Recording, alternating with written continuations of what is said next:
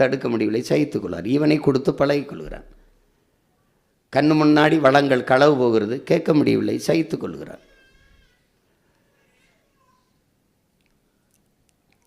அரசே மதுவை காய்ச்சி விற்கிறது, இது ஒரு கொடுமை. அரசே நஞ்சை கொடுக்கிறது தன் குடிகளுக்கு.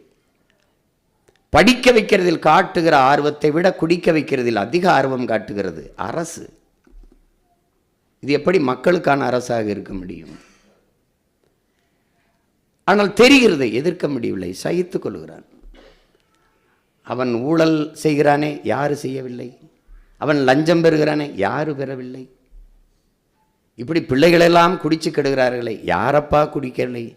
இப்படி சொல்லி சொல்லி சொல்லி சொல்லி சகித்துக் கொள்வதில் தான் அடிமை நிலை உருவாகிறது. தொடர்ந்து சகித்துக் கொள்பவன் அடிமையாகிறான். இப்படித்தான் அடிமை பிறக்கிறான். அப்படி